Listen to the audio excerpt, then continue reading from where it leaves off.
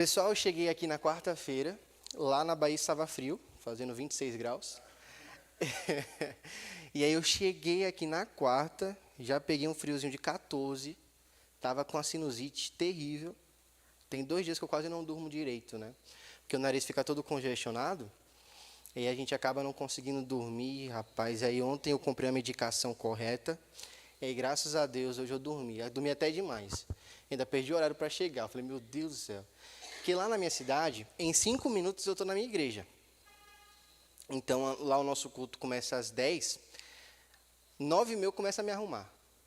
Aí 9h40, 9h50 eu saio da minha casa, ainda chego lá para a oração.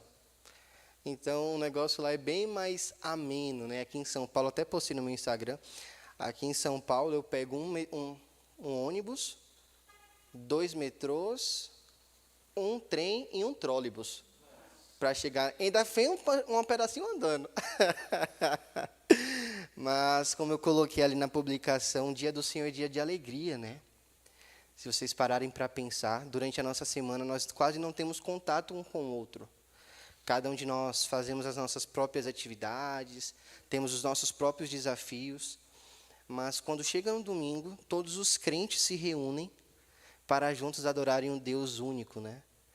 E é aqui que nós nos lembramos dos nossos desafios, compartilhamos os desafios uns com os outros, podemos ser crentes de fato uns com os outros. Só passar aqui, né? Pronto, seu cara, obrigado. E domingo é isso, domingo é alegria, domingo é festividade. Todas as vezes que nós estamos aqui, nós precisamos estar alegres, porque isso aqui foi uma conquista da cruz de Cristo. Nós não tínhamos acesso a esse lugar. O relacionamento que nós tínhamos com o Senhor, ele havia sido rompido. E agora, pela cruz dele, pela sua crucificação e a sua posterior ressurreição, nós podemos hoje nos achegarmos como filhos. Nós podemos orar a ele, nós podemos louvá-lo, exaltá-lo, adorá-lo. E tudo isso em comunidade.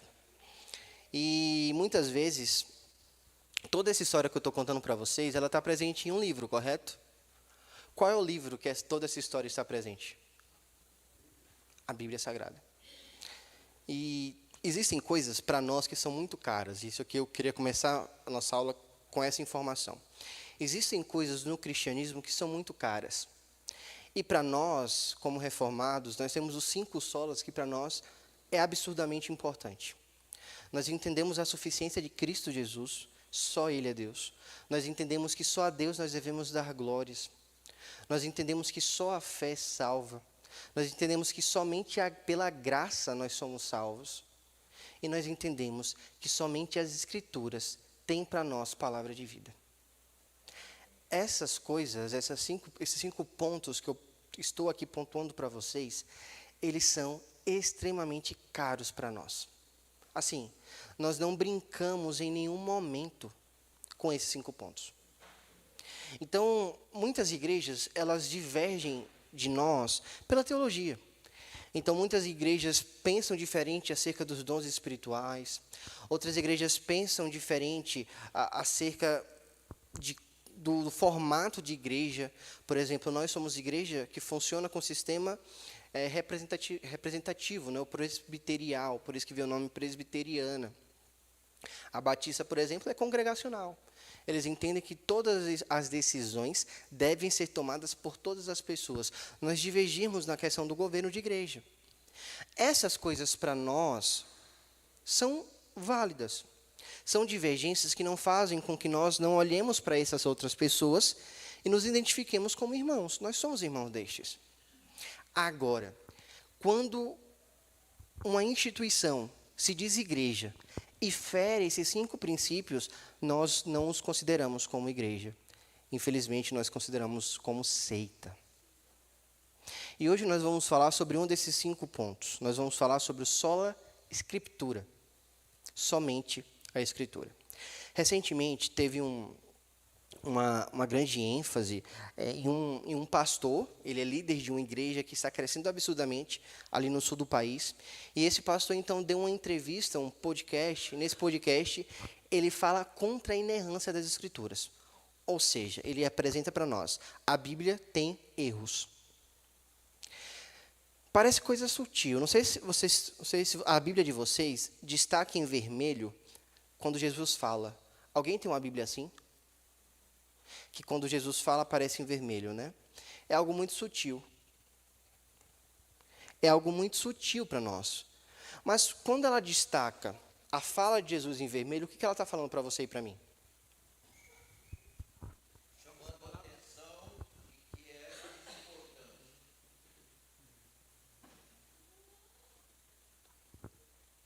Desculpa? Chamando a atenção sobre o que é mais importante. Perfeito. É como se... Isso. É como se o que Jesus disse em terra fosse mais importante do que toda a Bíblia. Só que nós devemos que considerar que toda a Bíblia é palavra de Jesus. Então você percebe como são coisas sutis? É nós colocarmos mais ênfase naquilo que Jesus falou, mas a Bíblia toda é a palavra de Deus. Então nós não precisamos enfatizar aquilo que foi falado em vida por Jesus, porque toda a Escritura é a palavra de Deus. O que esse rapaz fala, esse pastor de igreja que eu citei a vocês no começo, ele ataca algo que é caro para nós. Ele coloca numa posição de que a Bíblia não é regra de fé e prática para mim. Uma outra igreja que ataca isso é a Igreja Apostólica Romana.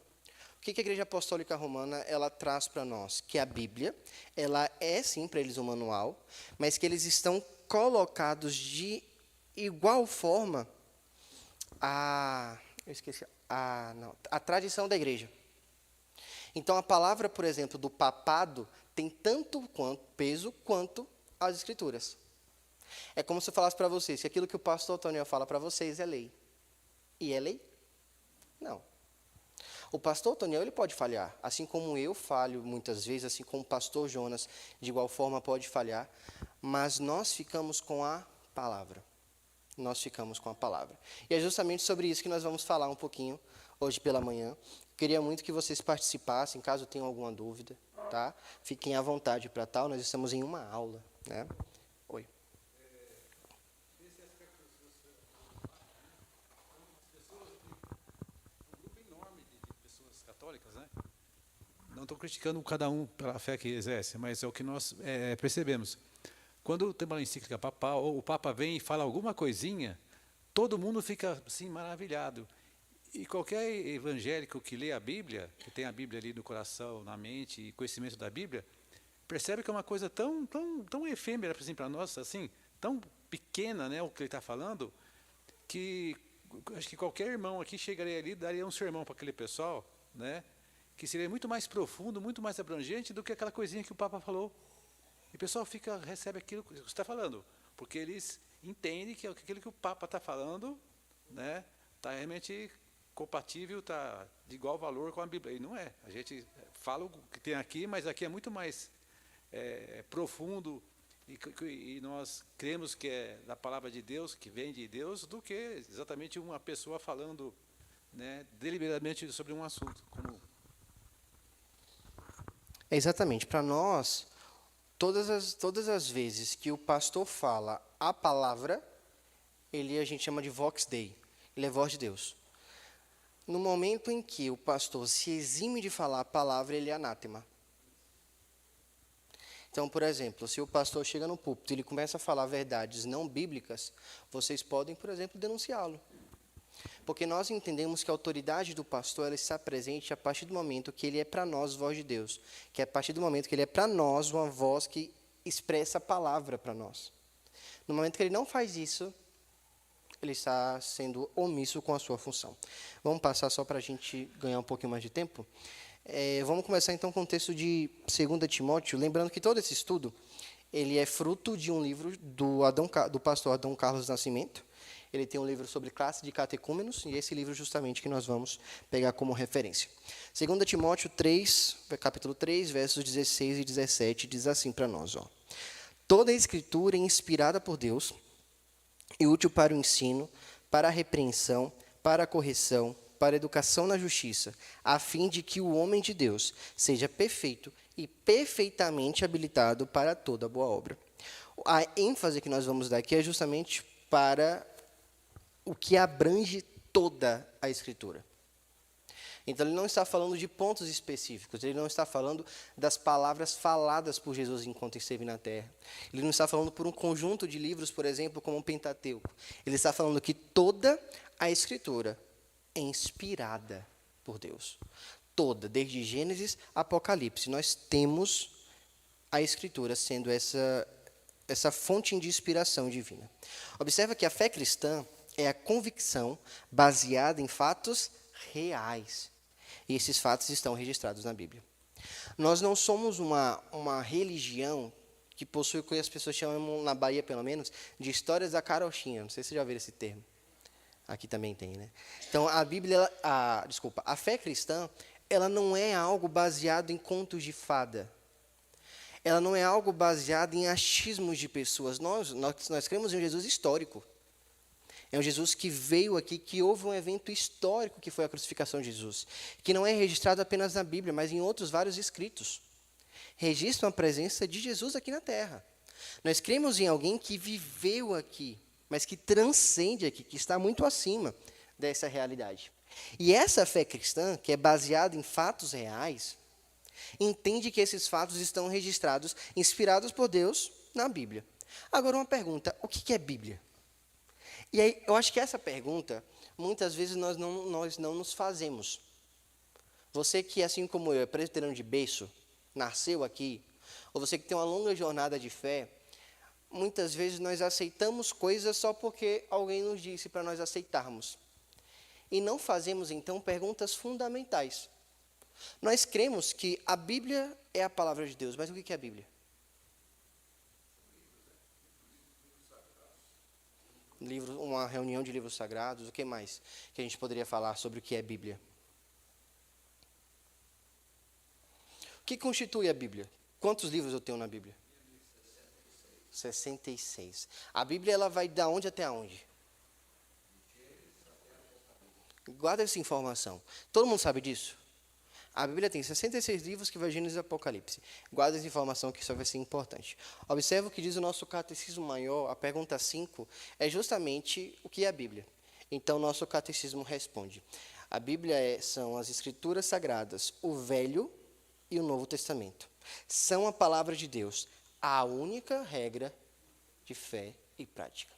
Então, você me pergunta: Arnaud, em que eu preciso crer? Vai a Bíblia.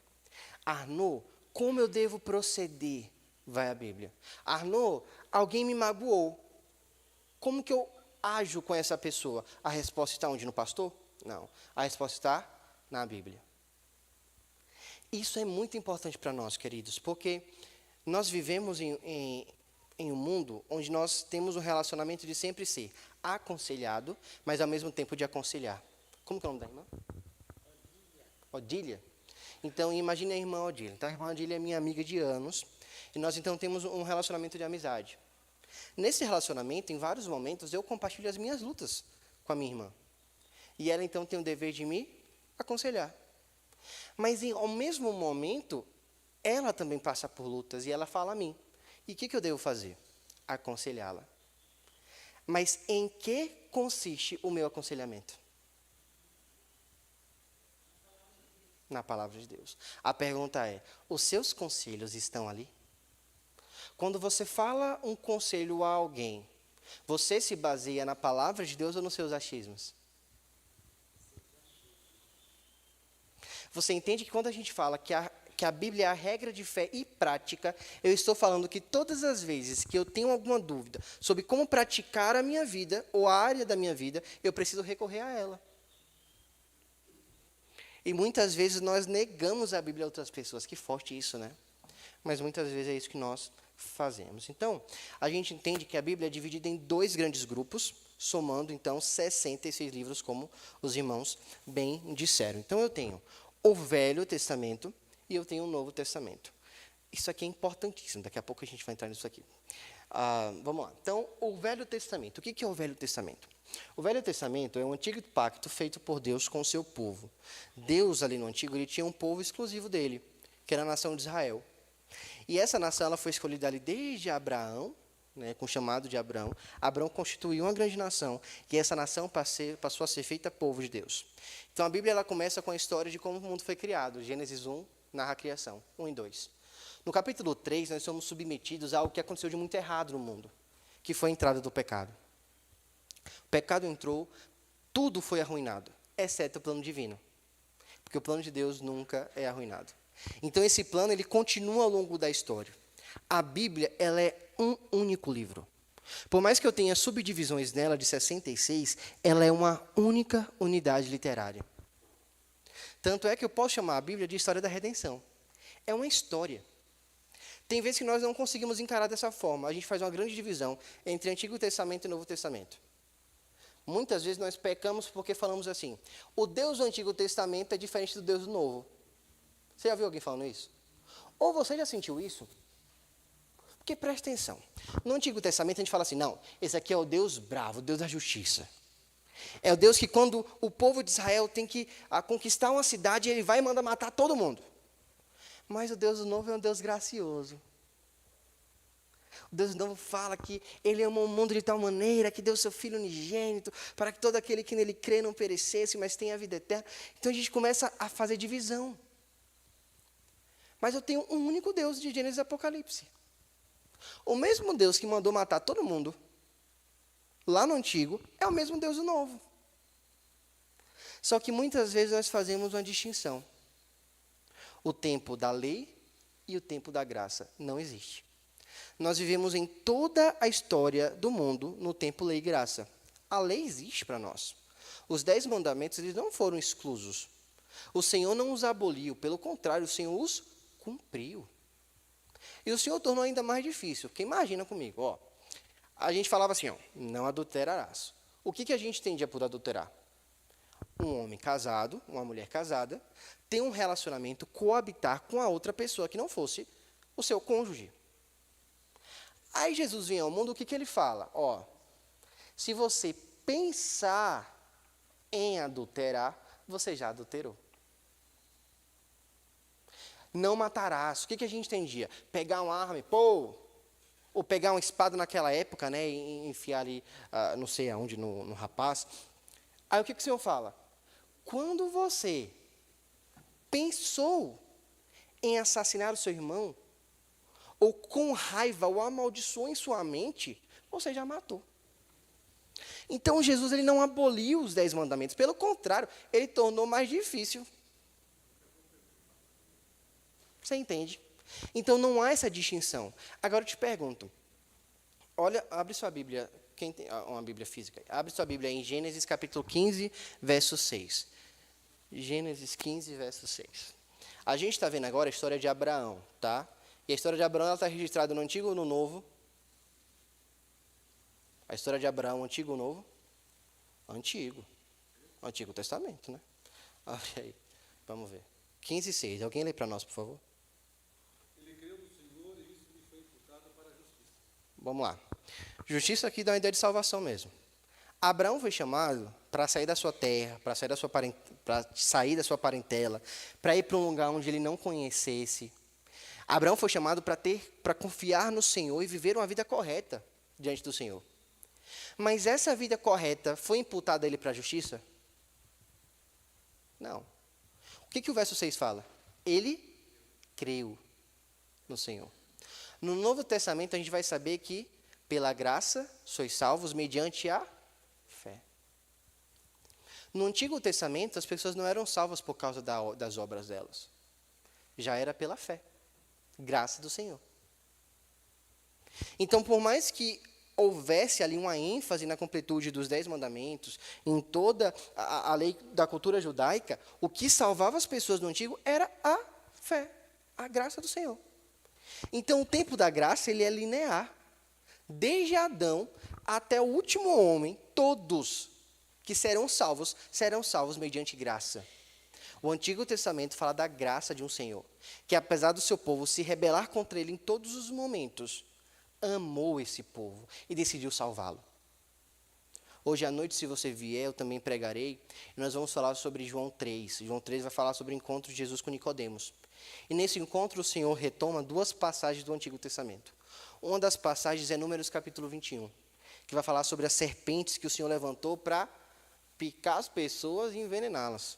Porque eles estavam sendo maldizentes contra o Senhor. Eles estavam murmurando contra o Senhor. Eles mereciam a morte porque eles pecaram. Moisés vai e intercede pelo povo, então. O que o Senhor faz? Estende uma serpente de bronze. E essa serpente, então, é uma representação do próprio Cristo. Todos aqueles que olhassem a serpente não morreriam, mas seriam salvos. É graça. O povo merecia a morte, mas o Senhor constantemente os agraciava com sua salvação. Então, nós não temos como falar, queridos, que o Antigo Testamento diverge do Novo. Isso aqui é uma falácia muito grande, tá bom? Então, a gente tem aí no Antigo Testamento 39 livros, né? Vai de Gênesis a Malaquias, isso aqui vocês provavelmente já sabem. Já o Novo Testamento, a gente está falando sobre o conjunto de livros que registram a nova aliança que Deus fez com o seu povo. E é que o povo de Deus, ele se expande, tá? Jesus, ele vem ao mundo, então, os evangelhos, os sinóticos, eles, então, falam sobre isso, sobre a chegada do Messias prometido. Esse Cristo, então, vem ao mundo e ele expande a adoração dele. Agora, pessoas de todas as línguas, tribos, povos, raças e nações podem o adorá-lo. Inclusive nós, brasileiros. Então, foi a partir de Cristo Jesus que o Evangelho ele se expande a toda a criatura. E é justamente sobre essa história que relata o Novo Testamento. Aqui nós já temos 27 livros, dentre os quais o principal autor é o apóstolo Paulo. Então, a gente tem, por exemplo, os 4 evangelhos ali, Mateus a João, Lucas e Atos é um compilado de 2 livros, mas escritos pelo mesmo autor. Então, a gente tem Lucas e Atos, Romanos, Coríntios, Gálatas, Efésios, Filipenses, Colossenses, as 2 cartas a Tessalonicenses, as 2 cartas a Timóteo, a carta a Tito e a Filemon, todas foram escritas pelo apóstolo Paulo. A gente tem Hebreus, que a gente não sabe a autoria do autor, Tiago por Tiago, irmão de Jesus, Pedro, João escreve as 3, escreve também Apocalipse, e Judas, não que traiu a Jesus. Tá? Então, a autoria maior do Novo Testamento é, de fato, o apóstolo Paulo, com as cartas pastorais que ele mesmo escreveu. Hoje a gente vai, então, focar em 3 grandes temas, só para nós entendermos um pouquinho sobre a questão de toda a formatação da Bíblia e tudo mais. Tá? Qualquer dúvida, por favor, podem nos falar. Então, vamos ver o que diz a Confissão de Fé no capítulo 1. Ele diz assim, foi igualmente servido fazê-la escrever toda, isso aqui falando sobre Jesus, sobre Deus. Isso torna indispensável a Escritura Sagrada, tendo cessado aqueles antigos modos de revelar Deus a sua vontade ao povo. Então, antes nós tínhamos a figura do profeta, que era o cara que chegava lá e falava, assim disse o Senhor. Assim diz o Senhor. Então, ele falava as profecias, como o povo devia agir. Então, a gente tinha os profetas que faziam isso. Alguns reis também os fizeram. A gente tem a figura, por exemplo, de Moisés, que foi muito proeminente ali, como voz de Deus àquele povo. Depois, a gente tem o próprio Cristo vindo e trazendo a sua vontade. Cristo, quando ele foi assunto aos céus, né, e ali ele está reinando, ele, então, inspirou homens para escreverem toda a Escritura para que pudesse chegar a nós hoje. E hoje a gente tem, então, esse cânon fechado. Mas, para nós entendermos isso, nós precisamos entender isso aqui, a diferença entre revelação especial e revelação natural. Vocês conseguem, ou geral, vocês conseguem me dizer a diferença? Alguém quer arriscar? O que seria a revelação geral e o que seria a revelação especial?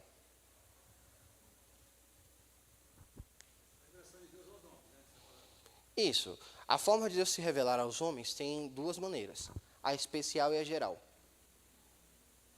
Vamos lá? Então, vamos focar um pouquinho nisso aqui para a gente entender. Vamos lá. Isso, a especial é a palavra, isso aí. O que a geral fala? Deus, ele se revela através da criação e da providência, na preservação e no governo do universo. Essa revelação é suficiente para deixar os homens indesculpáveis, entretanto, insuficiente para a salvação. Olha o que diz o Salmo 19, verso 1, para a gente entender. Os céus proclamam a glória de Deus, e o firmamento anuncia as obras das suas mãos. Então, o que seria a revelação especial? Ou geral, desculpa. O universo. Os céus, o firmamento, toda a gestão do mundo já evidencia Deus. Já evidencia o Criador. Já proclama a glória dele. E isso faz com que todas as pessoas se tornem indesculpáveis. Essa era uma dúvida que eu tinha quando adolescente, por exemplo. Vamos supor que tinha uma comunidade indígena no meio da mata e que ninguém nunca os acessou. E não sei se vocês sabem, mas várias tribos indígenas, ou vários povos, eles têm sido extintos. Então, nós perdemos já vários povos que não continuaram a sua procriação. Tanto é que as línguas, a gente tem um estudo sobre linguística, e aí as línguas elas estão cada dia mais decaindo. Várias línguas que existiam hoje em dia não existem mais, porque os povos também não existem. E eu ficava me questionando, e agora, o que vai acontecer com esse povo? Como que o Senhor não irá os salvar, sendo que a palavra nunca chegou até a eles? Vem a revelação geral. Todos são indesculpáveis, porque os céus, os firmamentos, anunciam as obras da mão do Senhor. Então, por mais que a revelação especial que a gente vai ver agora não chegou até eles, a revelação geral já os torna indesculpáveis. Então, se não aprove o Senhor enviar nenhum missionário até ali, é porque, de fato, aquele povo não foi, então, predestinado a ele. São verdades, queridos, que são difíceis de engolir, sabe? Para entender predestinação, a gente vai depois falar um pouco sobre isso, não hoje, mas em algum outro momento, foi uma luta muito grande, porque eu tinha que sentar com o meu pastor, o reverendo Erivaldo, e falar, eu não entendo isso aqui, eu não sou mais presbiteriano, não. Isso eu não entendo. Só que ele foi me mostrar que toda a Escritura tem sobre isso. É o Senhor sempre escolhendo alguns e rejeitando outros. Então, são verdades, e aí como a gente fala que a Bíblia é a nossa palavra, é a nossa regra de fé e prática, o que nós estamos falando? Que aquilo que ela diz para nós é verdade, não é isso? Mesmo quando é difícil de aceitar. Mesmo quando é difícil de aceitar. As pessoas falam assim, o Senhor chegava a certos povos cujas terras foram conquistadas, e ele então mandava assassinar crianças e mulheres e homens. Fez. A Bíblia fala. Que se Deus é justo por quê? Porque a Bíblia fala. Esse Deus é amor porque a Bíblia fala. Então, todas as vezes que tivermos qualquer dúvida, qualquer achismo da nossa cabeça, nós precisamos ficar com a Bíblia. A Bíblia é a verdade para nós. Então, a revelação geral é justamente isso que eu passei para os irmãos, e a especial é outro sentido de revelação. Deus, ele falou. Nós temos um Deus que se relaciona com o seu povo. Ele falou através de manifestações especiais, falou diretamente a alguns de seus servos e profetas, falou através de milagres, e hoje nos fala através da Bíblia Sagrada. A revelação especial, ela atinge o seu ápice em Cristo Jesus, e tem como objetivo levar o pecador de volta ao Criador. Então, a revelação especial, diferente da geral, ela tem o objetivo de salvação. Somente pela palavra do Senhor, somente escutando a palavra do Senhor, pode então a fé vir ao nosso coração. Então, foi necessário que a palavra do Senhor penetrasse no seu coração. Lembra que nós lemos hoje na liturgia? Ela penetra mais do que uma espada de 2 gumes, ela é mais afiada do que isso. Ela tem a capacidade de dividir ossos e medulas, espírito e alma. Ela entrou no seu coração e ali ela habitou. E é por isso, então, que a salvação chegou até você. Isso aqui é outro ponto muito interessante, porque isso aqui, entenda. Deus já nos falou através de manifestações especiais, sim. A gente tem a sarça ardente, por exemplo, que foi uma forma de Deus comunicar-se, então, ali com Moisés. Ele já falou diretamente com Moisés. Quando Jesus, o Deus encarnado, esteve na terra, ele falou diretamente com várias outras pessoas. O Senhor falou com Abrão. O Senhor falou diretamente com pessoas. Ele também falou através de milagres. A transformação da água em vinho, a multiplicação do pães e peixes, as curas dos endemoniados, do coxo, do cego de nascença, da mulher do fluxo de sangue. O Senhor comunicou através de milagres. A abertura do Mar Vermelho, a abertura do Rio Jordão. O Senhor nos comunicou através de milagres. Mas hoje, aprove o Senhor nos falar através da Bíblia Sagrada. E ela é suficiente. Muitas vezes, como que a gente fala com isso aqui. Muitas vezes a gente está orando lá no nosso quarto e a gente fala assim, Senhor, responde a minha oração, manda um sinal. Se a janela abrir e entrar um vento, o Senhor falou comigo que é sim. Se a janela fechar e não abrir vento, é não. a gente começa a tentar o Senhor, gente. Que é isso? E eu já pedi sinal também, não vou mentir, mas errei, pequei, confessei ao Senhor. Porque a Bíblia Sagrada é suficiente, nós não precisamos que o pastor chegue aqui e faça uns milagres. Nós não precisamos que mantos se passem por vocês e vocês caiam no chão, para sentir o Senhor falando no seu coração. Todas as vezes que nós abrimos as Escrituras Sagradas e falamos ao seu coração, é o Senhor falando com você, querido. Nós não precisamos, o que acontece em várias outras igrejas, de colocarem outras coisas em pé de igualdade com a Bíblia. E isso causou muito prejuízo ao evangelicalismo no Brasil. Então, tem diversas profetisas, profetas, que falam coisas que a palavra não afirma e que levam a multidão a acreditar. E isso não deve acontecer. Sempre que você quiser uma resposta do Senhor, vá à Bíblia Sagrada. Ela apresenta respostas a nós. Não é que vai ser assim também, não. Eu tenho um trabalho, uma proposta de trabalho ali, uma proposta de trabalho ali. Vou para a Bíblia, ela vai me mostrar. Vou abri-la, caiu no versículo, eu leio. Também não é assim que funciona. Tá? Não sei se vocês já tiveram aquelas caixinhas de promessa. Quem já teve? Levantou a mão. Eu também já tive, meus irmãos. Aí você falava assim, né? Você abria lá, qual é o versículo do dia? Aí aquele versículo te falava ao seu coração. Queridos, não existe isso. Não existe versículo do dia. É como se fosse um horóscopo de crente. E a gente caía muito nisso, viu? Eu tinha umas 3. Todo dia era 3 versículos na minha crente. Pode-se fazer isso? Pode, como forma de decorar versículos, como forma de estar em constante momento com a palavra do Senhor. Mas o Senhor fala com você, como todos os dias você acorda e lê a sua Bíblia.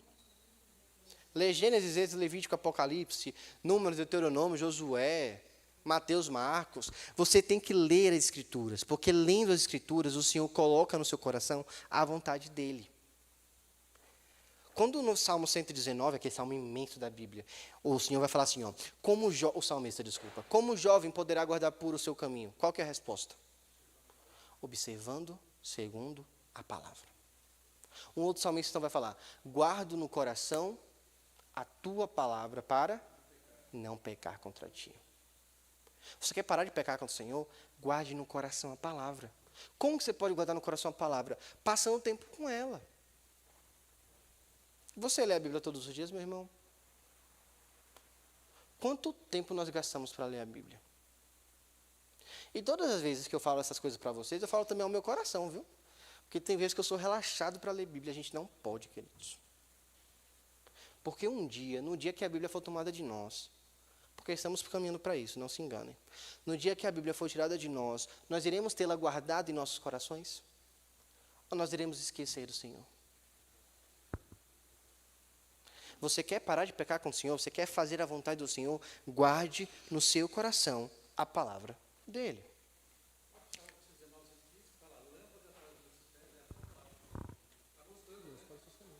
Sim. Mas o não desviar está plenamente envolvido com a palavra. Quando o Senhor fala em Josué capítulo 1, a Josué, você fala, cara, não se desvie nem para a direita nem para a esquerda. Prossiga, não desvie da palavra. A palavra para nós é um marco. Nós vamos conforme ela, nós não podemos desviar nem para cá nem para lá. Meu irmão. Permita que a palavra de Deus preencha a sua memória e as suas palavras e governe o seu coração. Amém. Olha que palavra bonita, tá vendo? Nós precisamos deixá-la governar os nossos corações. Hebreus, a gente vai passar um pouquinho isso aqui, a gente já fala. Que horas a gente acaba? 10h25, né? Não, mas tá bem, o horário tá bom. Vamos lá, sobre a inspiração. Então, como que a Bíblia foi criada? Como que ela foi feita para nós? Então, Deus ele levantou homens e os fez registrar sem erros. Para nós, a Escritura, ela é irrepreensível. Ela não possui erros. Ela é 100% correta. Ele, então, levantou homens. Olha, voltando para Timóteo 3. Toda a Escritura é inspirada por Deus. Deus é o autor principal das Escrituras. Ele levou homens a escrevê-la da forma que ele quis que essas, então, forem escritas. Mas olha um cuidado muito importante aqui para nós. Nós não devemos imaginar que Deus ia ditando ele escrevendo. Não sei se... Nem é bom falar isso. Mas tem alguns momentos, por exemplo, que a gente pensa que a pessoa entrou tipo em transe, aí ficou tipo em transe e começou a escrever, né? Não foi assim que aconteceu, não, tá? Vamos entender isso aqui. Ó. Eles não foram meros escribas, pelo contrário. Deus usou precisamente como eles eram, usando o seu próprio vocabulário e estilo. Quer ver uma coisa interessante? Ó? A gente tem os 4 evangelhos, né? Mateus, Marcos, Lucas e João. Cada um registrando o mesmo evento, a vida de Jesus. Mas cada um é diferente um do outro, no estilo, na forma de falar. Por exemplo, Lucas era um escritor nato. Lucas, ele era um médico, ele era um cara formado. O livro de Judas, o grego do livro, é altamente complicado para entender. Porque é um grego formal. O que não acontece, por exemplo, em Mateus ou em Marcos. Marcos, por exemplo, é o livro mais fácil de decodificar que nós temos. Quando a gente vai, por exemplo, a Romanos. Romanos foi um livro escrito, primeiramente, para o povo ali de Roma, que era um povo versado em um bom linguajar. Então, Paulo, ao escrever Romanos, ele usa um linguajar técnico. É diferente, por exemplo, quando ele escreve ao povo de Filipos. Então, os livros, eles são escritos e você consegue ver a fala do autor. Você consegue, por exemplo, Hebreus a gente não sabe a autoria.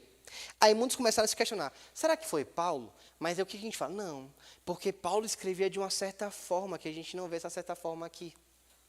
Porque a gente consegue ver as pessoas escrevendo, a gente consegue entender quem foi que escreveu o quê. Os livros da Bíblia, então, eles foram escritos, isso aqui é importante, eles foram escritos por mais ou menos 36 pessoas em um período de 1.600 anos. E mesmo assim, ainda existe uma extraordinária harmonia entre eles. A Bíblia é o único livro que não se contradiz. Você vai a Gênesis, você vai até Apocalipse, e você não vê uma contradição. Todos os momentos que as pessoas tentaram traçar contradições, tudo isso é explicado pelo contexto. Tudo isso. Por exemplo, mais uma vez a gente vai ver hoje. Estou toda hora falando que nós vamos ver à noite para você vir ao culto, tá? Venha ao culto à noite. A gente vai ler João 3. João 3 vai falar que o Senhor não veio para julgar o mundo em si. Me ajuda aqui, para não falar heresia, né? Deixa eu ler aqui com vocês. João 3. Depois do versículo 16, que é o mais famoso. Cadê?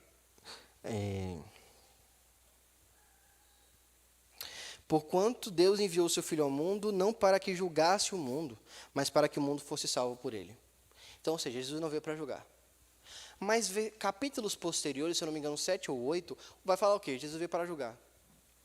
Aí você fala, rapaz, ele veio para julgar ou não veio para julgar? Aí você fica sem entender, né? Mas a gente vai para Simeão, Lucas capítulo 2. Olha como interessante isso aqui, é só para vocês entenderem que até as contradições, as ditas contradições são explicadas. Lucas capítulo 2, deixa eu ver o verso, que a gente está falando sobre o cântico de Simeão, quando ele fala a Maria. Aqui, ó, Simeão, versículo 34 do capítulo 2. Simeão os abençoou e disse a Maria, mãe do menino, eis que este menino está destinado tanto para a ruína, como para o levantamento de muitos em Israel, e para ser alvo de contradição. Também uma espada transpassará a tua própria alma, para que se manifestem os pensamentos de muito coração. A própria presença do Senhor no mundo já é julgamento. Porque ao mesmo momento que ele serve para o levantamento de muitos, ele também vai servir para a ruína de outros.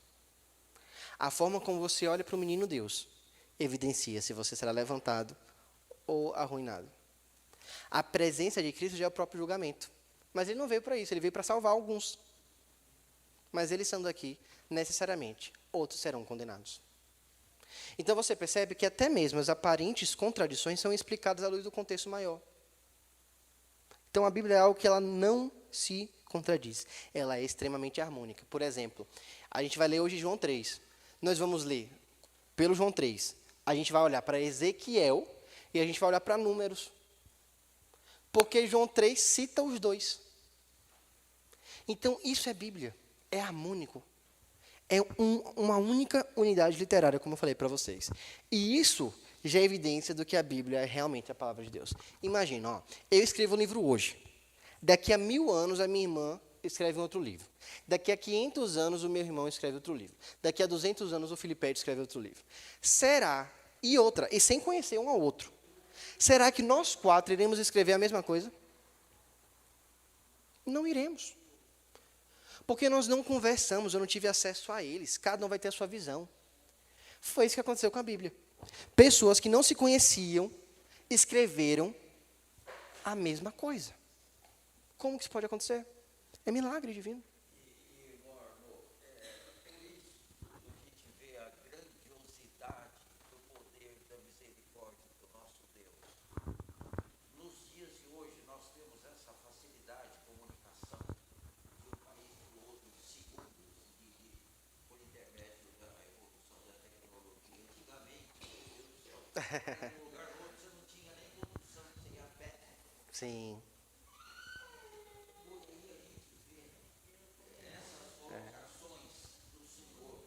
Sim.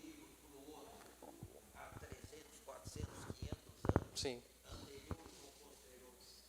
Oh, meu Deus do céu. É só Deus. Sim, sim, sim. Por isso que eu costumo dizer que a Bíblia é e tem tudo que o cristão firme no Senhor tem e precisa. Perfeito. É isso aí. É isso aí. Queridos, por mais que nós então tenhamos, como o meu irmão falou, vários motivos para acreditar na palavra do Senhor, toda palavra, ela só pode ser convencida a nós pela fé. Por mais que nós então falemos aqui sobre todas essas questões, sobre toda a ênfase e provas que nós temos que a Bíblia é a palavra do Senhor, você só pode crer nisso de todo o seu coração, de toda a sua alma, com todo o seu entendimento, pela fé. E a fé não vem de nós, né? Ela é dom de Deus. Então sinta-se, meu irmão, privilegiado se você crê na Bíblia. Agora comece a olhar para si e ver se de fato você crê na Bíblia. Porque essa é a grande questão. Qual foi a última vez, e aqui é uma pergunta que vai condenar nós como liderança dessa igreja. Qual foi a última vez que você viu uma pregação sobre o Antigo Testamento nessa igreja? Você já parou para pensar nisso? Nesse ano a gente só pregou sobre o Novo. Por quê? Será que o Antigo Testamento não fala mais aos nossos corações? Sim. E o Antigo Testamento não se limita a Salmos e Provérbios, tá? Porque quando a gente quer pregar no Antigo, a gente vai para Salmos. Mas o Antigo Testamento, ele é muito mais extenso. Quem aqui conhece os Gideões? Os Gideões são pessoas que, aquelas, não sei se você já chegou no hotel e tem aqueles Novos Testamentos, são dos Gideões. Eles confeccionam Bíblias também. E eles fazem um trabalho lindo, isso aqui é um grande parêntese, tá? Eles fazem um trabalho lindo, eles dedicam tempo, vida, dinheiro para tal. Mas tem um detalhezinho que eu particularmente não concordo tanto. A distribuição de Bíblia, para facilitar, ela é feita Novo Testamento, Salmos e Provérbios. O que isso mostra? Que nós encaramos como superior aos outros livros. A palavra de Deus é de Gênesis e Apocalipse. Quando você começa a ler aquelas como que é? Fulano gerou ciclano. Como que é o nome disso? Genealogia. Quando você começa a ler aquelas genealogias, não tem?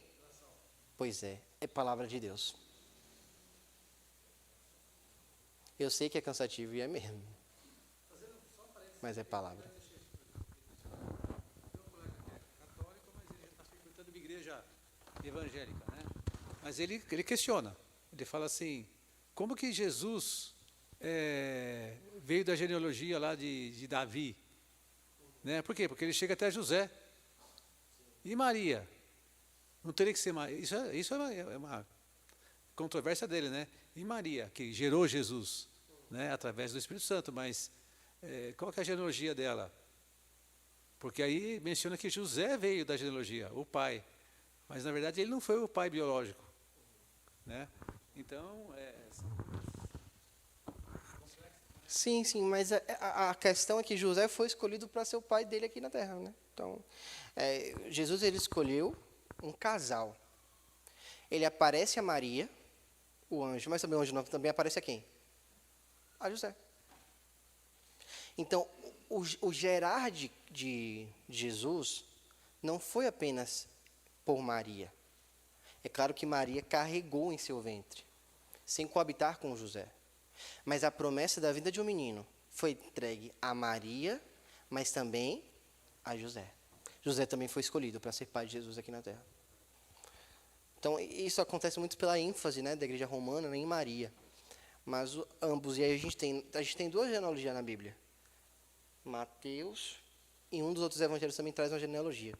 E tem uma grande discussão, porque as genealogias são diferentes. E aí parece que uma fala sobre José e outra fala sobre Maria. Mas isso aí é pauta para outro momento, que é bem complexo. A Igreja Católica tem um cânon diferente de nós, né? Então, elas têm 7 livros a mais do que nós. E nós chamamos esse livro de livros apócrifos. Nós não encaramos como livros inspirados por Deus. Vários motivos são analisados por isso, a gente não vai poder entrar em detalhe, mas eu listo pelo menos 2. Primeiro é a pobreza de estilo e conteúdo. O conteúdo ele não condiz com o conteúdo de toda a Escritura. Lembra que eu falei que o conteúdo tem que ser harmônico? Os livros que a Igreja Católica decidiu canonizar, eles não possuem uma harmonia com os demais. E esse é um dos motivos, por exemplo, que nós não chegamos. Oi. Pode tirar a foto, viu, Duda? Obrigado.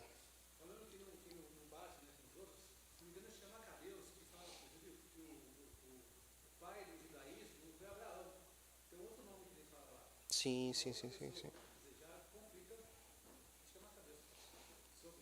Sim.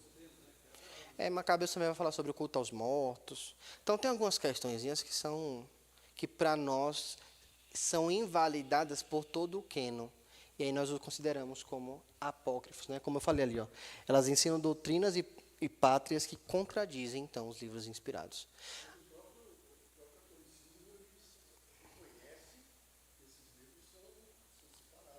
Sim, mas eles entendem que são inspirados. São. Eles colocam os livros como livros canônicos. Que a gente chama de livro de cânon, né? O cânon são o conjunto de livros que são inspirados pelo próprio Deus. Quando eles, então, colocam isso dentro da Bíblia, dentro do cânon, eles estão falando para nós, são inspirados. Tanto é que eles cultuam, né? Então, tem ali a missa do 7º dia, por exemplo, que é um culto ao morto, né? Então, tem toda essa construção, tá? Se vocês quiserem, depois a gente pode até abrir uma aula só para falar sobre livros apócrifos. É porque essa assunto é bem complexa, a gente demoraria um pouco mais de tempo, tá? Mas depois eu posso conversar com o pastor para nós focarmos um pouco mais nesse assunto. Então, como a gente já viu aqui, Deus nos fala através da Bíblia Sagrada. A gente viu, então, como funciona a revelação, como funciona a inspiração. E o que seria a iluminação? Todas as vezes, então, que um pastor chega para falar, ou que o irmão vai dar uma devocional, ou que você quer dar um conselho para o outro, você não pode orar por inspiração. A inspiração foi dada aos autores bíblicos para escreverem. Nós, então, pedimos por iluminação. É para que o Senhor ilumine as nossas mentes a fim de entender aquilo que foi escrito e inspirado por Ele. Então, hoje nós somos iluminados pelo Espírito Santo, porque é justamente Ele quem nos convence da justiça, do juízo e do pecado. É Ele quem traz à memória aos nossos corações aquilo que o Senhor, então, falou. Aqui, ó, tudo o que nós precisamos saber para a nossa salvação e para uma vida correta, justa, em comunhão com Deus, está registrado na Bíblia. Olha o que diz 2 Coríntios 2, verso 14. Ora, o homem natural não aceita as coisas do Espírito de Deus, porque eles são loucuras, e não pode entendê-las, porque elas se discernem espiritualmente. Isso aqui é importante. Você, como homem, carnal, pecaminoso, miserável como somos, nós não temos capacidade para entender as Escrituras sozinhos. Porque para nós é loucura. Todas as vezes que nós conseguimos, então, entender e crer nas Escrituras, nós fazemos isso de forma espiritual. É o próprio Senhor iluminando o nosso coração, abrindo a nossa mente a fim que nós entendamos isso aqui.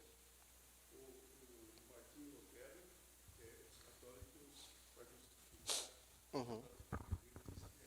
Afirmavam que ele era Sim.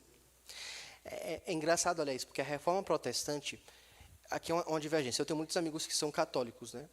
E a gente encara a reforma de forma diferente. Para nós é um grande marco, né? Então, Martinho Lutero, para nós, é um grande herói da fé também ali. Para eles é um herege. Então, a gente tem essa diferenciação. Olha que interessante isso aqui. Ó. O homem, isso aqui diz Adão Carlos Nascimento. O homem sem assistência do Espírito Santo não pode compreender a Bíblia. Ela só poderá ser compreendida pela ação do Espírito Santo.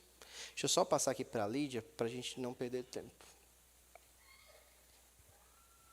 Só para a gente exemplificar isso aqui, as mulheres, eu creio que já estudaram sobre Lídia. Creio que nós também, homens, já ouvimos falar sobre ela. Lídia é uma mulher presente ali no livro de Atos. E Lídia era uma mulher que ela comercializava púrpura, né? E púrpura naquela época era algo muito valioso. Lídia, então, ela começa a ter uma SAF ali na cidade dela. Então, ela junta um grupo de mulheres para estudar. Só que ela carece, então, de entendimento. Passa-se, então, um discípulo ali de Jesus, e ele, então, fala sobre a palavra do Senhor a ela. Fala a palavra do Senhor a ela. Então, Atos capítulo 16, versículo 14 diz: o Senhor lhe abriu o coração para entender as coisas que Paulo dizia. Então, Paulo pregou ao coração de Lídia. Mas a pregação não tinha poder de convencimento. Poder de convencimento está na ação do Espírito Santo em agir no seu coração, a fim de que você entenda a pregação. Por isso que todas as vezes que nós vamos pregar, no domingo, ou seja, na escola dominical, pelo menos eu faço duas coisas, né, que a gente chama de horário et labutare. Eu labuto, ou seja, eu trabalho para entregar o melhor para vocês. Então, desde minha sexta-noite toda, meu sábado inteiro foi preparando o sermão de ontem. De hoje à noite. Então, deu uma média aí de 8 horas trabalhadas para entregar um sermão. Então, eu labutei para isso.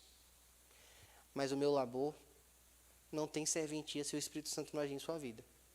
Entra a segunda parte, a oração.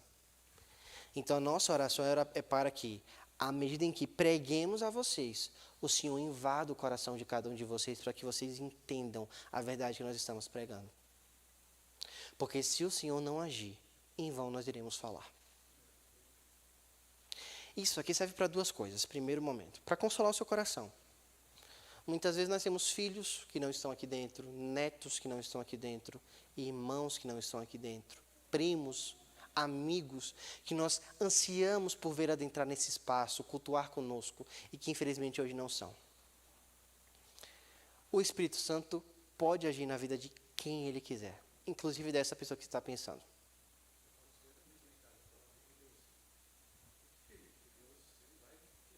Sim.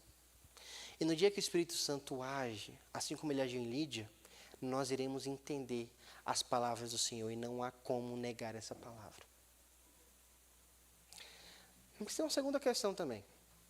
E para mim também é um consolo. Porque possa ser que essas pessoas que nós estejamos pensando também nunca entendam. Pode acontecer. A grande questão é que a vontade do Senhor, ela é boa, perfeita e agradável. E nós descansamos nela.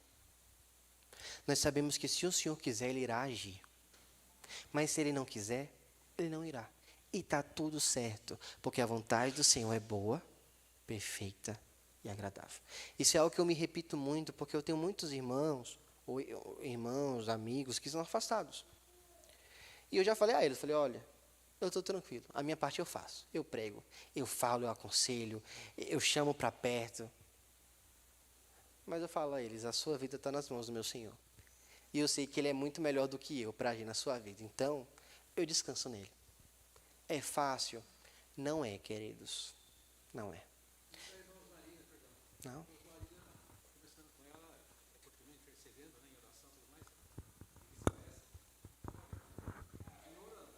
Sim.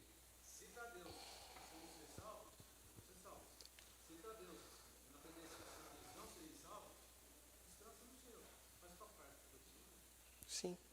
O que nós podemos fazer é isso, pregar e orar. Né? E o resto o Senhor vai fazer muito melhor do que nós. Com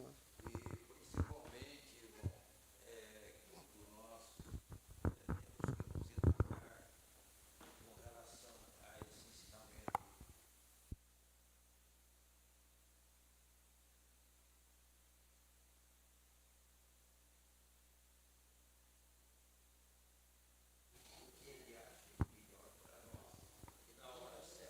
Perfeito, perfeito. Recentemente eu li um livro, a gente já está saindo do nosso assunto, mas eu creio que eu já acabei o que eu queria falar para os irmãos. Só tem mais 2 falas aqui. Recentemente eu li um livro chamado Oração, do J.I. Packer. E ele vai falar sobre um tema que são orações não respondidas. Não sei se você já sentiu, em algum momento, que a sua oração não está sendo respondida pelo Senhor. Você pede, pede, pede, pede e nada acontece. Tocou. Dá a impressão que não passa do teto. É isso aí. Só que o Jay ele vai falar para nós que não existe orações não respondidas. Porque o Senhor garantiu a nós que Ele escuta as nossas súplicas e as nossas orações. A grande questão é que a resposta do Senhor é boa. E muitas vezes os nossos pedidos não são. Ou, muitas vezes, os nossos pedidos acontecem na hora errada. E na hora certa o Senhor irá concretizá-lo. Meu pai ele ficou afastado por muito tempo. Meu pai, filho de pastor, nós professamos a fé juntos. Eu tinha 16, ele deveria ter ali uns 40, não lembro qual a idade do meu pai, quando ele professou a fé. Mas a minha infância e adolescência foi toda na igreja do meu pai afastado. E aí meu pai se converteu, passou, graças a Deus, hoje está na igreja, presbítero da igreja. E um tempo eu fui à casa da minha avó, e minha avó ela tem o costume de anotar as orações dela. Minha avó, mãe do meu pai. E aí, em uma das bíblias que ela estava conversando, ela olhou, ela me mostrou a data, acho que é 1900 e pouco. E ela falou, hoje eu orei pelo meu filho Arnold Júnior para que ele se convertesse ao Senhor. Aí ela mostrou, ó, em 1900 e bolinha eu estava orando pelo seu pai. Hoje eu consigo ver a resposta da minha oração. Mas olha quanto tempo que passou. Então, o Senhor responde da maneira certa e na hora certa. Talvez a resposta dele fosse a não conversão do meu pai. E está tudo certo, porque a vontade do Senhor, volte sempre nisso, ela é boa, ela é perfeita e ela é agradável. Para nós encerrarmos, deixa eu só ler esse textinho com vocês, porque isso aqui a gente já falou. Só esse textinho, dois textos. Deus tomou a iniciativa de se revelar a nós. Através de uma revelação especial, Ele nos deu a conhecer do seu próprio plano para a nossa vida e o modo como devemos viver e servi-lo. Ele também inspirou homens para registrar sem erro a sua revelação especial. Qual que é a revelação especial? Palavra, né? E pela iluminação, através da atuação do Espírito Santo em nossas mentes, ele nos capacita a compreender a sua revelação especial registrada na Bíblia. A Bíblia Sagrada, então, é a nossa única regra de fé e prática. Por isso, devemos examiná-la continuamente. E o estudo deve ser seguido da prática. Você estuda e você pratica, né? Pois viver o ensino bíblico resulta em crescimento espiritual. Não que a Bíblia seja um livro mágico, mas sendo ela a palavra de Deus, somos aperfeiçoados na medida de nossa prontidão em responder aos apelos que Ele nos fez através da sua palavra. Ou seja, a Bíblia é a revelação especial do Senhor, que foi revelada a nós, que pela iluminação do Espírito Santo nós podemos compreendê-la. Uma vez que nós compreendemos, então é hora de agir. Não adianta você fazer sua devocional e não agir. Não adianta você ler para honrar pai e mãe e nós não honrarmos meu pai e minha mãe. Não adianta você ler para você não matar o seu irmão e você pecar contra ele em pensamento. Você precisa ler, guardar no seu coração, para que você haja conforme a vontade do Senhor. Vamos orar? Feche seus olhos.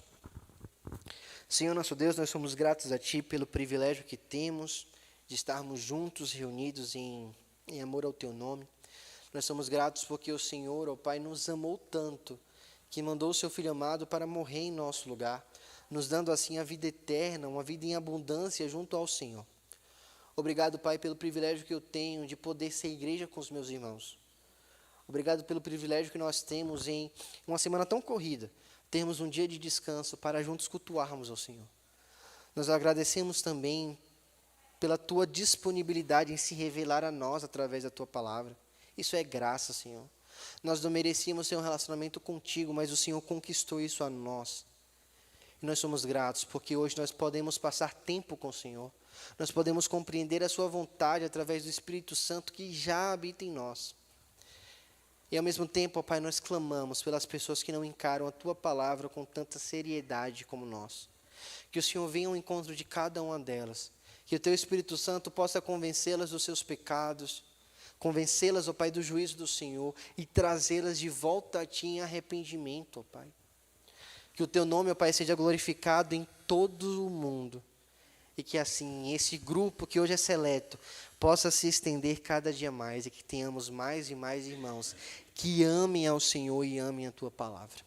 Abençoa-nos, Pai. Nos leve em casa em segurança e nos traga à noite também em segurança para que juntos continuemos o cultuando. Em nome de Jesus que nós oramos a Ti. Amém, Senhor. Queridos, privilégio estar com vocês. Que o Senhor possa abençoá-los mais e mais.